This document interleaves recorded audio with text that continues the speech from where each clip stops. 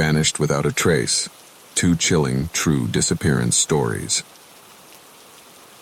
Number 1. It was my first time sleeping over at my new friend Ryan's house.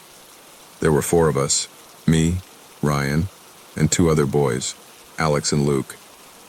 Ryan's family had a big house, the kind with a basement you didn't want to go into at night. Naturally, that's exactly where we set up our sleeping bags. We stayed up late playing video games and eating pizza. Around 2 a.m., Luke had the idea to play hide and seek. The rule was that the seeker had to count upstairs while the rest of us hid somewhere in the basement. I wasn't thrilled about hiding down there in the dark, but I didn't want to be the scared one, so I agreed. Ryan volunteered to count first and went upstairs. The 3 of us scrambled to find hiding spots. I tucked myself behind an old bookshelf. Luke squeezed into a closet, and I didn't see where Alex went. After a few minutes, I heard Ryan coming down the stairs, calling out, "Ready or not, here I come." He found me pretty quickly, and then Luke. But Alex didn't answer when we called out for him. "Come on, man, we're done," Ryan said, searching behind furniture and in corners. Nothing. The 3 of us scoured the basement, calling his name, but there was no trace of him.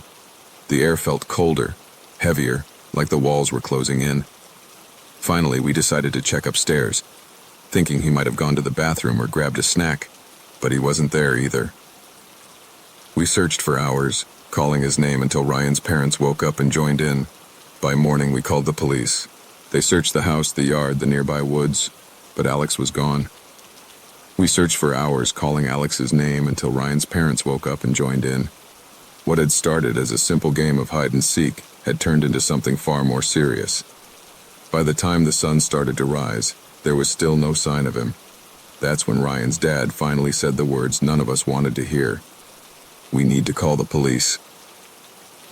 Within an hour, 2 officers arrived, their faces set with a seriousness that made my stomach churn. They asked us to recount everything that had happened. What time we started the game, where we thought Alex had hidden, when we realized he was gone. It all felt surreal, like this couldn't actually be happening. People don't just vanish, not like this. The police searched the entire house from top to bottom, every nook and cranny of the basement, and even places we hadn't thought to look. They even moved furniture, pulled up loose carpet, and checked the attic. Nothing. Not a single trace of Alex. Next, they combed the yard and the woods behind Ryan's house. They brought in search dogs, and for a brief moment I thought maybe they'd find something. A clue, a trail, anything.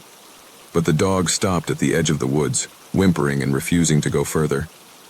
The officers exchanged uneasy glances but didn't say anything. I overheard one of them mutter, "No scent. It's like he just disappeared." I'll never forget Ryan's mom's face when she realized the search wasn't going anywhere. Her hands trembled as she clutched a cup of coffee, her eyes red from crying.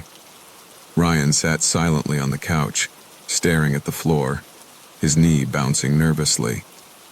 None of us spoke. What could we even say? Alex was our friend, and now he was just gone. Over the next few days, search parties were organized. Flyers with Alex's face were plastered all over town. His parents were on TV pleading for any information, but no leads ever came in. The police eventually ruled out foul play, saying there was no evidence of a break-in or struggle. It was like he had vanished into thin air. I tried to go back to normal life after that, but it wasn't easy. Every time I closed my eyes, I saw Alex's face, heard his laugh, remembered how he was just there with us, and then he wasn't. The guilt weighed on me like a stone. What if I'd checked that last corner of the basement? What if I'd gone upstairs sooner? Would it have made a difference? Weeks turned into months, and Alex's disappearance became a cold case. People stopped talking about it as much, but for me, and for Ryan and Luke, it was always there, lingering like a shadow. Sometimes, late at night, I still think about that basement.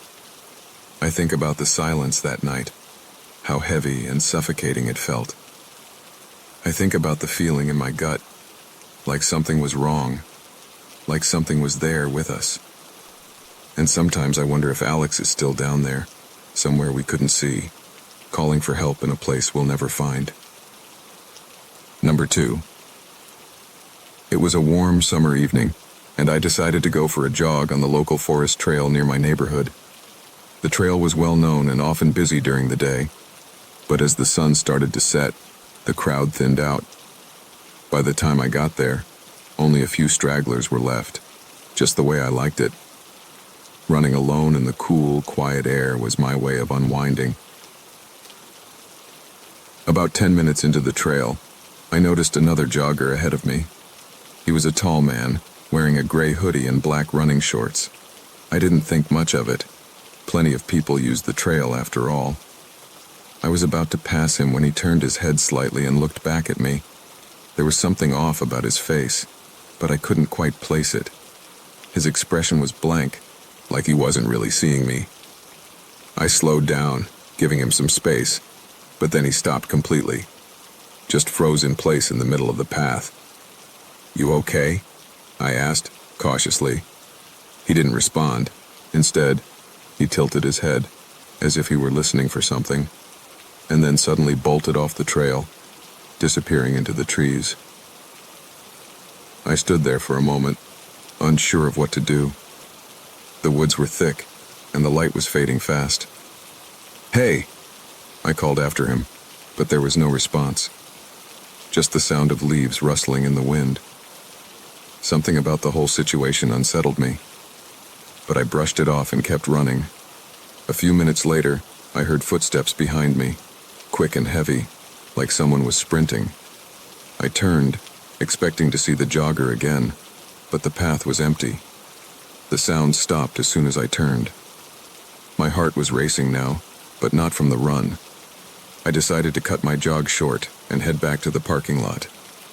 The trail seemed darker than before, the shadows between the trees growing longer. As I neared the end of the path, I heard it again, footsteps, but this time, they were in front of me. I slowed to a walk, scanning the trail ahead, and that's when I saw him. The same jogger standing completely still about 50 feet ahead. His back was to me, but his head was tilted, just like before. My stomach dropped. He hadn't passed me. There was no way he could have gotten ahead of me without me seeing him. "Are you following me?" I asked, trying to sound more confident than I felt. He didn't answer. Instead, he stepped off the trail and into the woods, vanishing into the darkness again. I didn't wait to find out what was going on.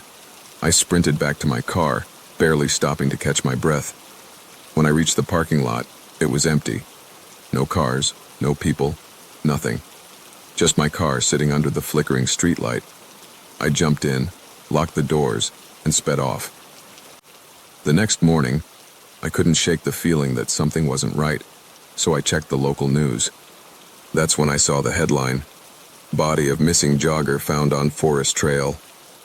My stomach turned as I read the article. The man had been missing for over a week and was last seen wearing a gray hoodie and black running shorts.